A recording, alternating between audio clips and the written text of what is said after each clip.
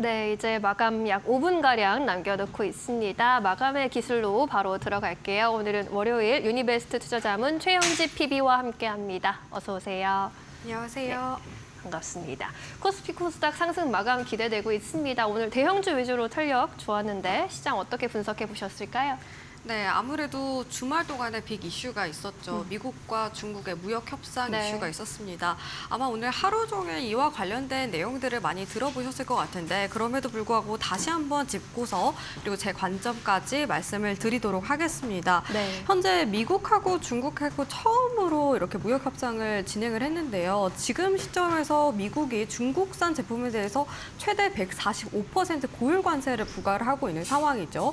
이에 따라서 중국이 가만히 있지 않고 미국에 대해서 125%까지 보복 관세를 적용하고 있는 상황인데 이와 관련된 내용들이 협상이 진행이 될 걸로 보입니다.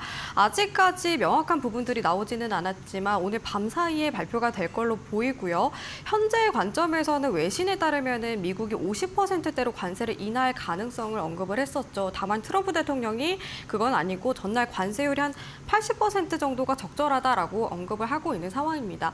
아직까지 불확실성과 우려감 그리고 기대감이 공존하는 가운데 미국이 이렇게 중국 쪽에 관세를 높게 부과하는 이유 중에 하나가 무역 적자가 있겠죠. 현재 무역 적자가 1조 2천억 달러 정도인데요. 이렇게 무역 적자가 큰 이유는 수입이 수출보다 많기 때문에 미국 입장에서는 손해를 본다라고 생각을 할 수가 있습니다. 이에 따라서 국내 산업을 보호하기 위해서 고율의 관세를 부과하고 있는 상황이죠. 이런 가운데 협상에 대해서 진전이 되려면은 가장 중요한 키워드가 한 가지 있다라고 생각을 하고 있는데 바로 펜타닐과 관련된 문제입니다. 현재 중국산 펜타닐이 멕시코와 캐나다로 퍼지게 되면서 그게 미국 쪽으로 유입이 됐죠. 그러면서 미국 전반에 펜타닐과 관련된 문제들이 불거지고 있는 상황입니다. 네. 그래서 미국 측에서는 중국이 이 펜타닐과 관련된 수출 규제를 내놓길 바라고 있는 상황인데요. 안 그래도 과거 사례를 보니까 2019년에 중국이 펜타닐과 관련된 모든 약품에 대해서 규제를 내렸던 적이 있습니다. 그래서 이번 협상에 있어서 펜타닐과 관련된 부분들이 좀 해소가 된다면은 관세와 관련된 부분들이 좀 해소가 되지 않을까라고 보고 있고 이렇게 규제뿐만 아니라 펜타닐과 관련된 불법 거래 단속이라던가 그리고 중간 물질도 단속이 강화가 돼야 된다라고 보고 있습니다. 이런 부분들이 아무래도 전반적으로 글로벌 국가들에게 영향을 주고 있다고 보고 있어요. 이번에 만약에 무역 협상이 원활하게 진행이 됐을 경우에는 우리나라 입장에선 두 가지 측면으로 좋다라고 볼 수가 있는데 첫 번째로는 아무래도 수출과 관련된 문제겠죠. 우리나라는 미국과 중국 쪽의 수출 의존도가 굉장히 높은 국가이기 때문에 특히나 중간재 수출 의존도가 굉장히 높습니다. 중국 쪽에 수출을 많이 하고 있는데요. 대표적으로 뭐 반도체 부품, 자동차 부품 이런 것들이 있겠죠. 이번에 미중 갈등이 완화가 되면은 그런 수출에 대한 부분들이 조금씩 해소가 될 걸로 보이고 두 번째로 긍정적인 측면을 말씀을 드리자면 그동안에 미중 갈등이 가장 컸었잖아요. 다른 국가들에 비해서 만약에 미중 이 무역 협상이 조금씩 원활하게 진행이 된다면 우리나라와 미국 간의 그런 관세율 조율에 대한 것들도 좀 원활하게 해결이 되지 않을까라고 바라보고 있습니다. 그래서 이번에 발표가 되는 무역 협상에 집중을 하면서 전략에 대한 것들과 포트폴리오 섹터 변경에 대한 부분들도 고려하시면서 바라보시는 게 어떨까라고 생각합니다. 네, 좋습니다. 이제 우리 시간으로 오늘 밤에 나올 것으로 보이는 구체적인 협상 결과 내용 주목해서 볼 필요가 있을 것 같고요. 오늘 그래도 이러한 협상 결과 긍정적일 것이라는 기대감 속에 양대지수 상승 마감 준비하고 있습니다. 코스피 0.9%대 오름세 유지해주면서 2,600선에 걸치면서 마감 기다리고 있고요. 전일 대비 23포인트가량 끌어올렸습니다. 2,601포인트까지 터치하는 모습 방금 확인이 됐고 고요. 오늘 장중 내내 상승권에서 움직여줬습니다. 코스닥은 상승과 하락을 좀 반복하다가 오후장 들어서는 그래도 상승권에서 계속 움직이는 모습 나타났고요. 0.3% 강보합권 725포인트에서 마감 기다립니다. 코스피 200도 1%대 탄력 보여주고 있습니다. 오늘 코스피에서는 수급주체 기관이 움직여줬습니다. 2,500억 원의 매수 우위 확인이 됐고요. 반면 개인은 차익 실현에 나서면서 3천억 원 이상 덜어냈습니다. 코스닥의 경우에는 외국인과 기관의 동반 매수 우위 확인이 됐고요. 개인은 672억 원의 매도 우위였습니다. 우리 시장 마감합니다.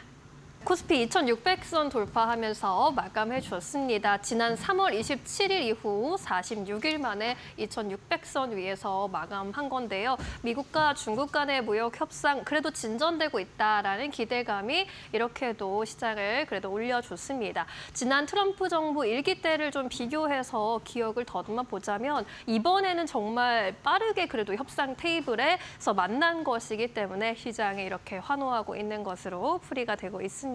이제 내일의 시장의 에너지 더욱더 중요해 보이는데요. 최영지 PB와 함께 이어서 전략 세워보겠습니다. 우리가 이제는 어떤 포인트에 좀 주목을 해봐야겠습니까?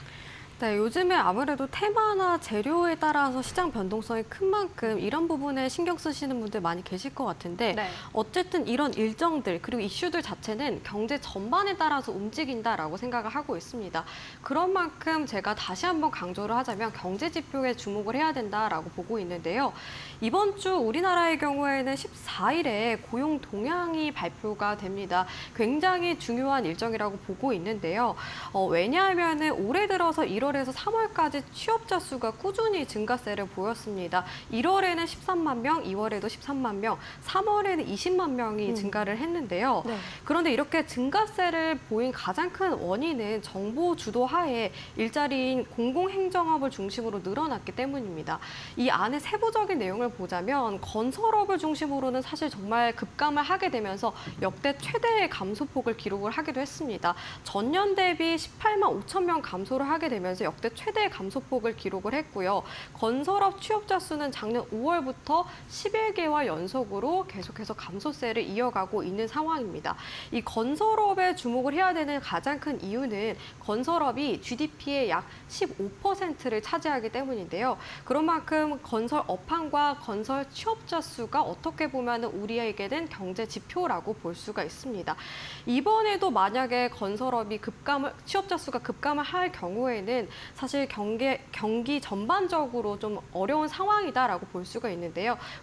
왜냐하면 그만큼 정부 쪽에서 인프라 투자를 감소했다고 볼 수가 있고요. 그만큼 또 건설 프로젝트도 많이 감소를 했다라고 볼 수가 있습니다. 워낙 건설업종 자체가 노동 집약적인 산업인 만큼 취업자 수에 굉장히 큰 영향을 주고 있고 특히나 40대에서 50대 취업자 수에게 굉장히 큰 영향을 미치는 업황이라고 볼 수가 있습니다.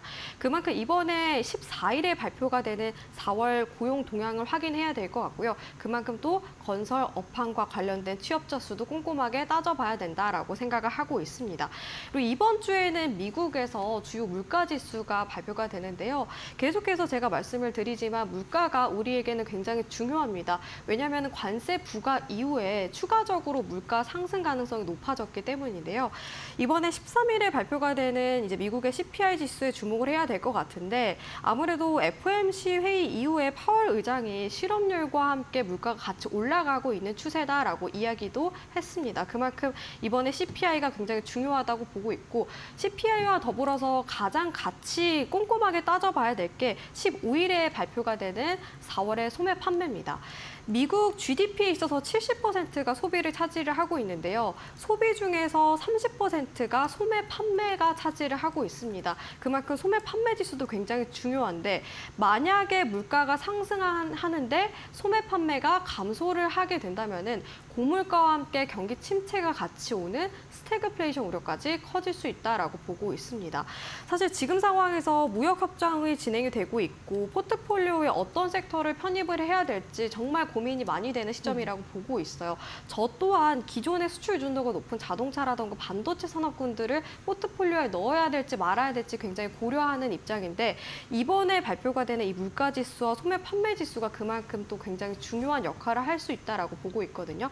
이런 것들을 확인을 하시면서 이번에 포트폴리오를 다시 한번 좀 갈아엎는 식으로 하는 전략이 중요하다라고 보고 있고 어떠한 섹터를 넣어야 될지 고민하시는 분들이라고 한다면 지금 관점에서는 자동차는 조금은 접근을 안 하시는 게 좋을 것 같고 반도체 부분에 대해서는 물가 상승이 이루어졌을 때는 조금은 비중을 크게 담지는 않고 분할 매수 관점으로 접근을 해보시는 게 어떨까라고 생각을 하고 있습니다.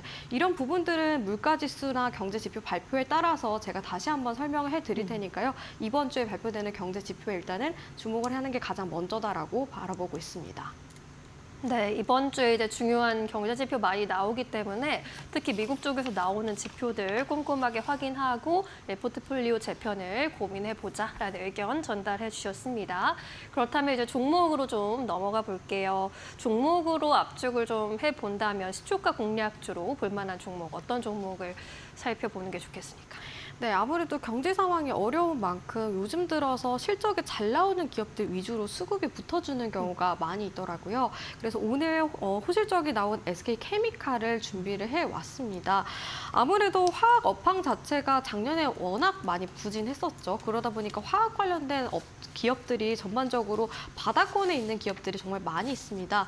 그중에서 SK케미칼이 최근에 호실적 소식이 들려오게 되면서 바닥권에서 점차 올라가는 추세로 전환이 되는 구간대다라고 보고 있는데요. SK케미칼 간단하게 사업과 기업 설명을 드리자면 화학이라던가 생명과학과 관련된 전문 기업이라고 볼 수가 있겠고요. 친환경 소재라던가 의약품, 백신 사업을 진행을 하고 있습니다. 작년 기준으로 매출 비중을 봤을 때 친환경 소재에 있어서 77% 정도 가장 크게 비중 차지하고 있고요. 그 외에 의약품은 23% 정도 차지를 하고 있습니다. 이번에 SK케미칼이 호실적 소식이 들려왔습니다. 이번에 1분기에 흑자 전환에 성공을 했는데요. 아무래도 작년에 화학 업황이 워낙 안 좋았던 만큼 영업이익이 적자를 기록을 했다가 이번에 영업이익이 243억 원을 기록하게 되면서 흑자 전환에 성공을 했습니다. 매출액 또한 급증을 했는데요. 전년 대비 40%나 급증을 하게 되면서 5,366억 원을 기록을 했습니다. 이렇게 실적이 개선이 됐던 원인은 주력 제품이 코폴리에스터 때문인데요. 열 가소성 플라스틱이라고 볼 수가 있고요. 이 시장이 확대함에 따라서 실적 또한 같이 개선이 됐습니다. 그리고 영업이익이 개선이 됐다는 것은 아무래도 운영 개선 또한 성과로 이어졌기 때문이다라고 보고 있거든요. 그래서 수익성과 더불어서 성장성까지 같이 갖춰진 기업이어서 SK케미칼을 저도 주목을 해보고 있는 상황입니다. 이뿐만이 아니라 사업성 또한 계속해서 구축을 하고 있는 상황인데요. 폐플라스틱과 관련해서 리사이클 이노베이션 센터를 구축을 했습니다. 요즘에 아무래도 ESG 경영이라던가 친환경에 대한 부분들을 굉장히 중요하게 따지는 기업들이 많아지고 있는데요. SK케미칼은 이런 부분들을 계속해서 노력을 해오고 있는 상황입니다. 특히 울산 공장 쪽에 해중합 기반의 리사이클 복합 시설을 만들어서 내년을 기준으로 해서 가동 목표를 하고 있어요. 그래서 연에 50톤 규모를 목표로 하고 있는 상황인데 기존에 재활용이 굉장히 어려웠던 섬유라던가 필름, 자동차 부품 이런 것들과 관련해서 저품질 플라스틱까지 활용 가능하게 만든 공장을 구축을 할 걸로 보입니다.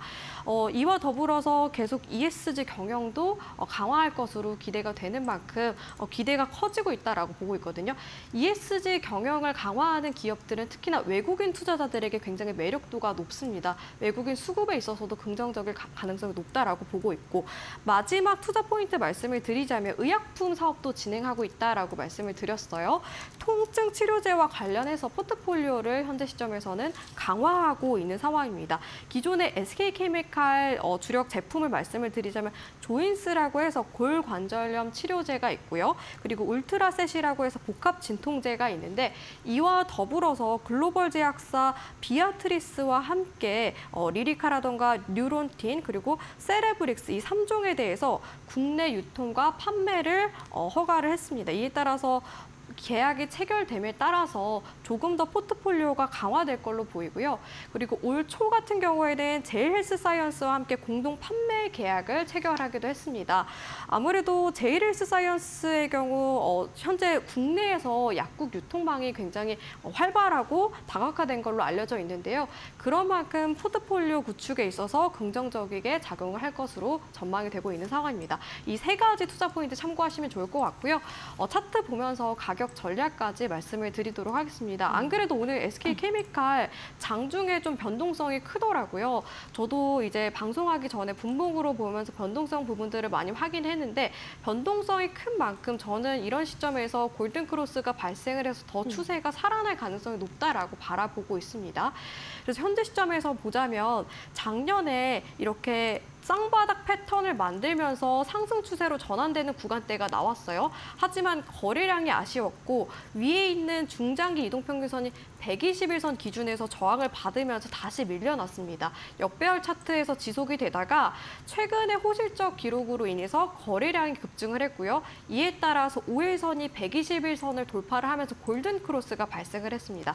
현재 시점에서는 위에 매물대가 길게 쌓여있기 때문에 오늘 약간의 저항을 받으면서 마감을 했는데 이 구간까지 소화를 해낸다면은 그 다음 때 구간은 제가 주봉상으로 확인을 해봤는데요. 주봉상으로 봤을 때 캔들의 접점이 가장 많이 받은 구간대라고 한다면은 55,700원 구간대가 있었습니다. 그래서 일단은 1차적인 목표가로 55,700원을 잡고서 바라보시는 게 좋겠다라고 생각을 하고 있고요. 손절가의 경우 전저점을 기준으로 봐야 될지 저도 고민을 많이 하다가 주봉상으로 봤을 때 지지를 많이 받았던 캔들들을 이어봤습니다. 그 구간대라고 한다면은 46,600원 구간대인데요. 이 구간대에서 지지를 받으면서 반등이 나왔던 구간대가 작년에 특히나 많이 나와줬습니다. 그만큼 이 구간이 강한 지지 역할을 할 가능성이 높아서 이 구간을 손절가로 잡아보시는 게 좋겠다라고 생각을 하고 있고, 아무래도 작년에 화학 업황이 안 좋았는데 1분기 실적이 좋게 나올 경우에는 그 다음에 2분기 실적의 기대감도 커질 가능성이 높거든요. 그래서 SK케미칼의 경우에는 저는 단기적인 접근보다는 중기적인 관점에서 2분기에서 3분기까지 끌고 가는 방향이 어떨까라고 바라보고 있어요. 만약에 이번에 제시해드렸던 목표가를 돌파할 경우에는 향후에 어떻게 전략을 짜 나가야 될지 그 부분에 대해서도 제가 추가적으로 설명을 해드릴 테니까요. 이런 부분들 전략적으로 참고를 해서 좀 투자를 해보셨으면 좋겠다라고 설명드리도록 하겠습니다. 네, 오늘도 그렇고 요즘 시장은 실적 민감도가 부쩍 올라간 모습입니다. 실적 희비가 명확하게 갈리는 흐름 나타나고 있는데 역시나 피비님도 실적 좋은 기업 골라주셨습니다. 1분기 영업이익 흑자 전환에 성공을 했고 앞으로 외국인 수급 유입 가능성도 높다라는 점 강조해 주셨고요. SK케미칼 최근 외국인과 기관 수급에서도 동반 매수 흐름 포착이 되고 있습니다. 목표가 55,700원까지 대응해 보시죠. 오늘은 여기까지 이야기 들을게요. 자세한 설명 고맙습니다.